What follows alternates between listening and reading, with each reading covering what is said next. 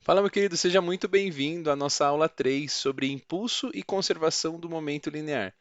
Aqui a gente vai fazer uma análise sobre um tema que muitas das vezes você não enxerga isso no ensino médio, né? Um tema momento linear está muito mais associado esse nome está associado à faculdade, quando você entra para graduação e aí você começa a estudar um pouquinho mais de física aprofundando, usa-se muito esse nome momento linear. Porém, no ensino médio você estuda a quantidade de movimento. Então a gente muitas vezes vai misturar aqui quantidade de movimento, falar momento linear ou quantidade de movimento, para a gente vai ser a mesma coisa nesse contexto que a gente está estudando aqui para a FUVEST. Belezinha? Então seja muito bem-vindo, já aproveita, deixa seu like aqui e também se inscreve se você não está inscrito no nosso canal. O que a gente vai fazer? Eu vou começar aqui com aquela boa e velha frase para nós iniciarmos bem a nossa aula, e uma frase feita pelo Albert Einstein que fala que a vida é como andar de bicicleta. Para manter o equilíbrio, você deve se manter sempre em movimento, se manter em movimento. Então, olha que frase importante, né? Quando a gente está aqui, uma frase parece simples, né? Essa, fe- essa, é, é, essa, essa figura que foi desenhada lá pelo Cobra, lá na Oscar Freire, ele colocou aqui para gente uma figura aqui do Einstein, e sempre andando de bicicleta, e a importância de sempre continuar em movimento para seguir seu caminho. Então, bora, você que está aí na trilha do vestibular, continue seu movimento aí rumo a passar, que isso aqui vai chegar num lugar e você tem certeza que você se dedicando vai dar certo. Bora então? Então a gente está falando do nosso planejamento do programa de 2026. Aqui a gente já fez essa primeira parte, procura lá as aulas 1 e 2, falamos sobre trabalho e conservação de energia, e agora nós vamos falar sobre impulso e conservação do momento linear. Bora estudar com a gente essa aula para aprender um pouquinho mais sobre esse tema. A hora que a gente vamos caminhando aqui, bora fazer conosco. Então, o que a gente precisa primeiro saber? O que é momento linear, né? A gente define momento linear como uma grandeza ou mais precisamente, o estado de movimento de um corpo. Como assim? O que eu quero dizer com isso? Toda vez que a gente tiver um corpo em movimento, ele tem uma certa velocidade, não é verdade? Então, dependendo da massa desse corpo, esse corpo com essa velocidade vai ter uma quantidade de movimento grande ou pequena. Então, é associar a velocidade do corpo com a sua massa. Por exemplo, a gente pode pensar uma coisa muito rápida. Vamos pensar, por exemplo, num cachorrinho, num cachorro, tá? Então ele consegue ir muito rápido, só que ele tem uma massa pequena, comparada, por exemplo, com um elefante. Então, um elefante ele tem uma velocidade pequena, mas ele tem uma massa muito grande. Então, muitas das vezes a quantidade de movimento parece enganar, né? Fala assim, poxa, esse corpo aqui está devagar. Mas se ele tiver uma massa grande, o produto entre eles que gera a quantidade de movimento. E aqui, não sei se você está percebendo aqui de cara, a gente tem uma referência aqui, um símbolo, que é a grandeza vetorial. Mais à frente, você vai ver que nós vamos usar essa unidade aqui. Daqui umas 3, 4 aulas, a gente vai falar sobre grandezas escalares vetoriais. Então, se você ainda não tem muita clareza do que é grandeza escalar e grandeza vetorial, calma que eu vou chegar lá e vou te explicar. Mas o que eu estou querendo aqui te mostrar, e eu vou te fazer uma breve revisão, é o seguinte: imagina o seguinte, que a gente tem um ponto e aqui eu coloque uma grandeza para a direita. Tudo bem? Uma grandeza aleatória, não precisa ser velocidade. Eu vou até colocar outra letra. Vou falar que eu tenho uma grandeza vetorial. A grandeza vetorial, ela tem três informações. Guarde sempre isso, tá? A intensidade, a direção e o sentido. Então nós temos essa. Eu defini uma grandeza vetorial A para a direita e horizontal. Perfeito. E aí o que eu fiz? Eu posso pegar imaginar que essa grandeza teria o dobro de tamanho. Então eu poderia falar que o que eu estou representando aqui agora é uma grandeza vetorial dada como 2A. Você está vendo que eu dobrei de tamanho? Então, não sei se eu fui muito preciso, mas imaginando que aqui eu tenho o dobro da distância. E aí, aqui é a mesma lógica. O que a gente pode dizer? Se a gente pegar uma grandeza escalar, que é um valor numérico aqui, ó, que a grandeza escalar depende apenas da intensidade, seu valor numérico. Então, isso aqui é uma grandeza escalar. Ela vai me dar apenas um valor. A massa de um corpo sempre vai ser um valor positivo que eu vou aumentar, diminuir, por exemplo, posso pegar a massa de meio quilo.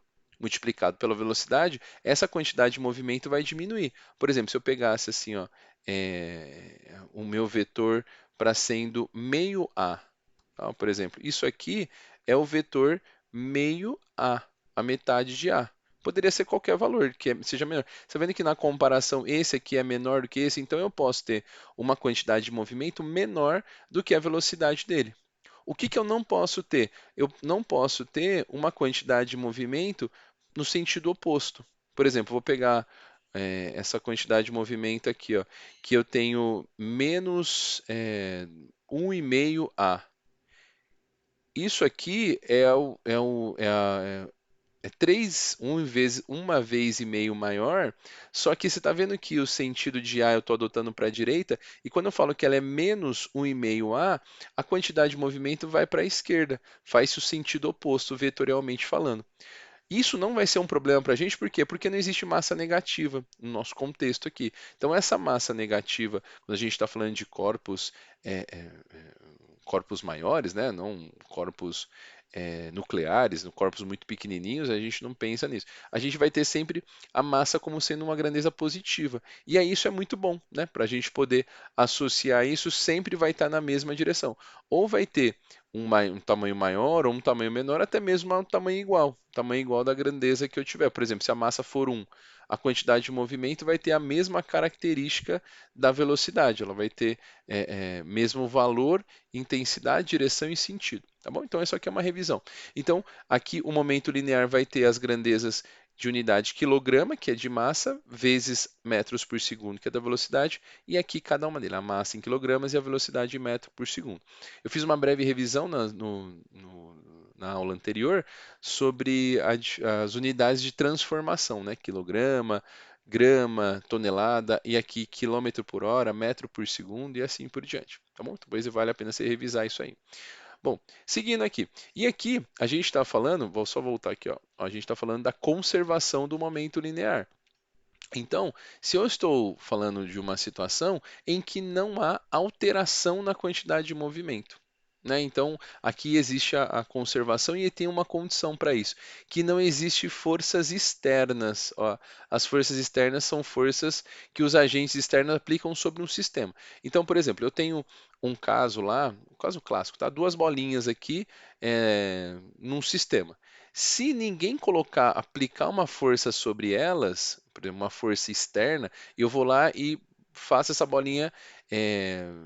Eu apliquei uma força e essa bolinha bateu nessa outra bolinha. Você está vendo que eu apliquei uma força externa ao sistema? O que, que era o meu sistema? O meu sistema se resumia às duas bolinhas. Se eu não, se esse sistema, aqui eu vou até colocar aqui, ó, esse aqui é o meu sistema. Se esse sistema não receber forças externas, elas vão ter, não vai haver variação da quantidade de movimento ou variação do momento linear, tá? Agora, se eu aplicar uma força externa, aí a gente tem uma condição de mudança do momento linear. Então perceba que para um sistema isolado não deve haver forças externas. Então isso aqui, o sistema isolado vai ser muito comum em enunciados. E aí a gente diz que o que quer dizer isso para a gente para facilitar seu entendimento? Ele não tem nenhuma força sendo aplicado no corpo. Então eu tiro essa força aqui, ó, e esse meu sistema está livre dessas forças, ok? E aí, para essa condição que a gente está pensando, não existe variação da quantidade de movimento ou variação do momento linear. Existe a conservação. E aqui eu coloco que o delta, esse símbolo, eu espero que você lembre o que significa variação. Nesse caso, a variação aqui é zero, tá bom? Então a variação aqui dele não existe. Se não há forças externas, a força resultante sobre o sistema é zero.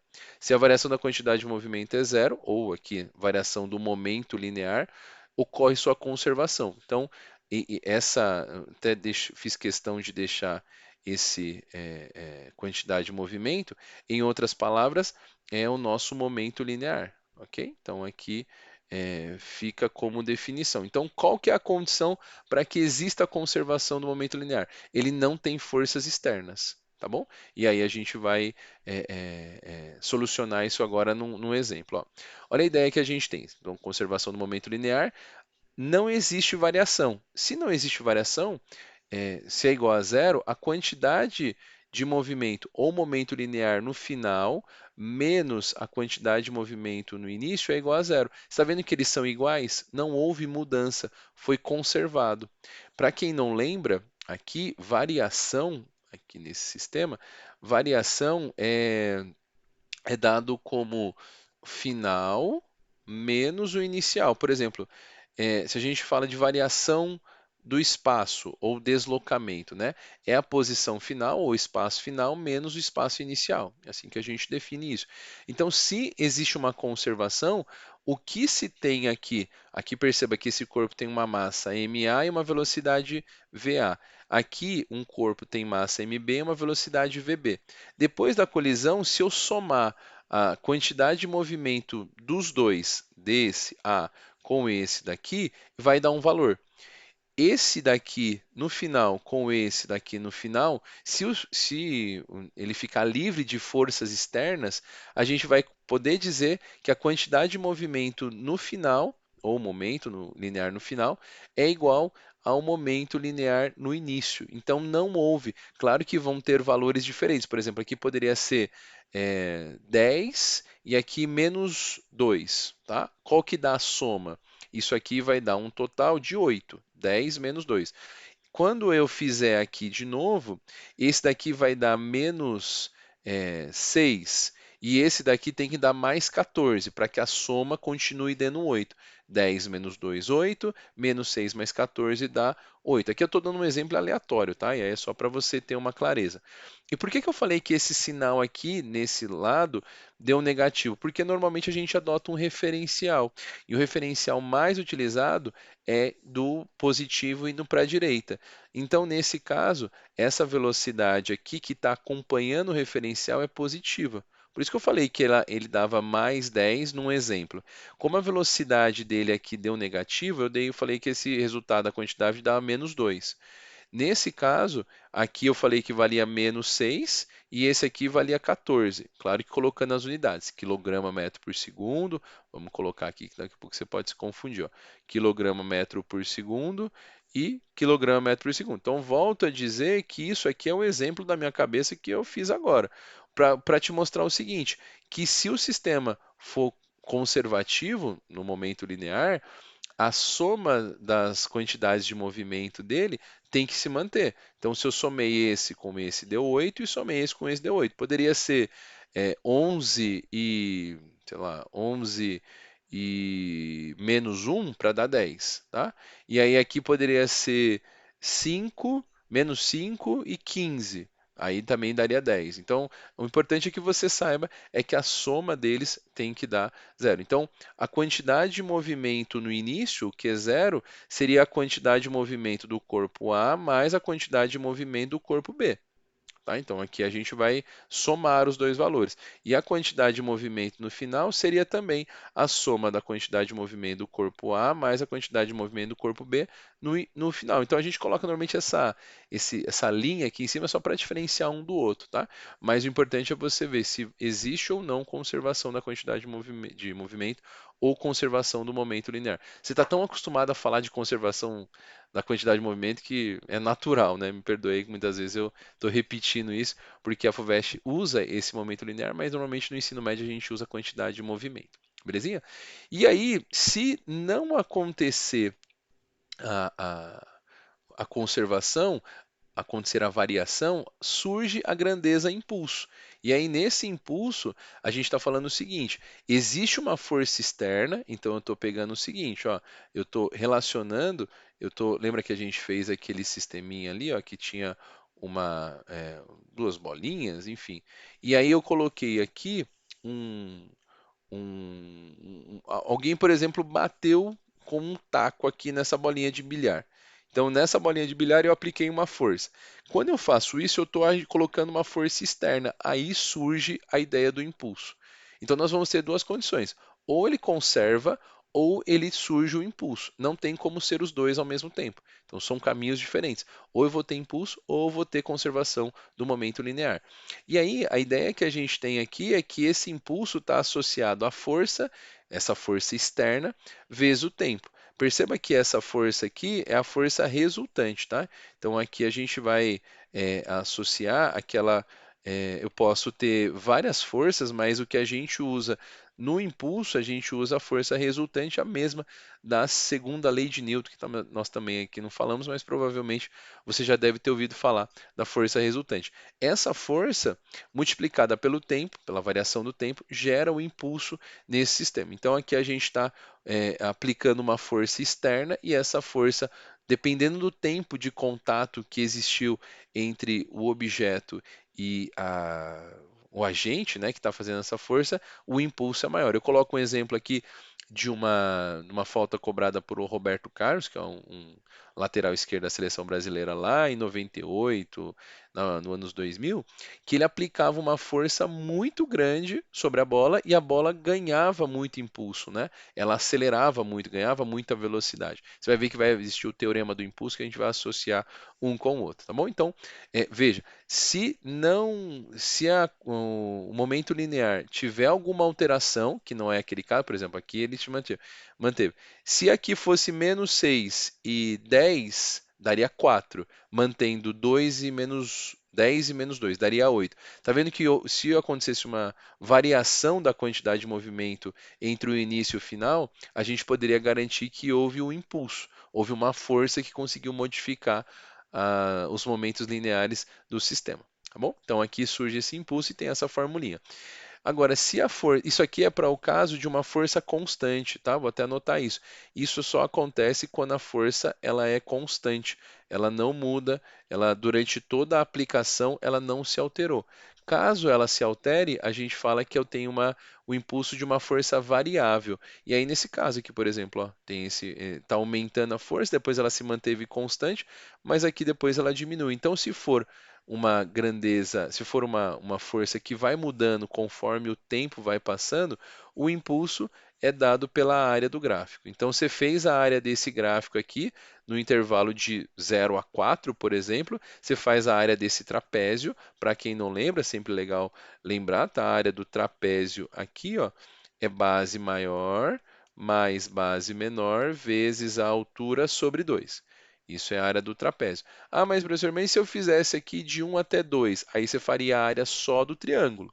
A áreazinha desse triângulozinho aqui. Depende do que o enunciado vai te falar. Fique atento a isso, tá? Então, por exemplo, se eu colocasse aqui a área do triângulo, não sei se você se recorda, é base vezes a altura sobre 2. Ou então ele poderia te falar assim: ah, mas e se ele quisesse de 2 a 3? Aí você faria a área desse retângulo aqui. E a área do retângulo, acho que você lembra, é base vezes altura.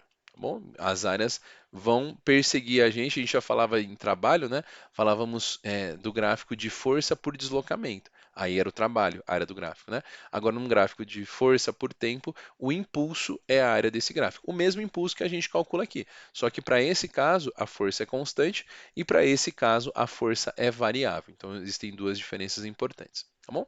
E aí, chega-se na conclusão de que o impulso, ele pode ter, ó, veja, a gente falou que esse impulso é quando há uma variação da quantidade de movimento, só vai surgir aqui. Quando ela existir, a gente também pode falar que isso é igual a impulso. E eu vou te mostrar matematicamente, não sei se você se recorda, nós vamos falar ainda sobre sobre as leis de Newton, mas a segunda lei de Newton me fala que força resultante é massa vezes aceleração. E aí, não sei se você se recorda, e aí é um tema que a gente vai falar mais à frente, em aulas à frente, que massa, que aceleração é a variação da velocidade pela variação do tempo. Ok? E aí, se a gente pegar esse ΔT e multiplicar, eu falo que força resultante vezes o ΔT é igual a m vezes a variação da velocidade. Perceba que m vezes a variação da velocidade é a variação da quantidade de movimento.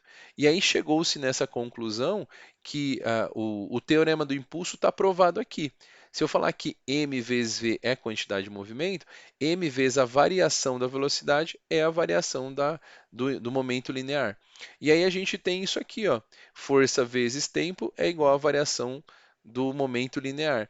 E isso, a prova vem lá da chamada segunda lei de Newton, que é daqui que vem o que a gente fala como teorema do impulso, tá? Então aqui, se você não viu isso aqui, não lembra disso, estuda um pouquinho sobre lei de Newton. Nós faremos aulas a seguir sobre as leis de Newton, mas aqui vale a pena relembrar isso. E aí, uma unidade que a gente vai usar para impulso aqui é de Newton vezes segundo. De onde surge isso, né? A unidade de força é Newton, a unidade padrão de tempo é segundo. Então, ele tanto pode ser Newton vezes segundo, ou também pode ser quilograma metro por segundo. O impulso aceita essas duas grandezas sem problema nenhum. Tá bom? Então é daí que surge o chamado teorema do impulso, quando existe variação da quantidade de movimento. Perceba que se não existisse, se isso aqui fosse igual a zero, não existiria impulso e aí a força resultante também não existiria sobre esse sistema, porque o tempo vai passar, né? Mas a força resultante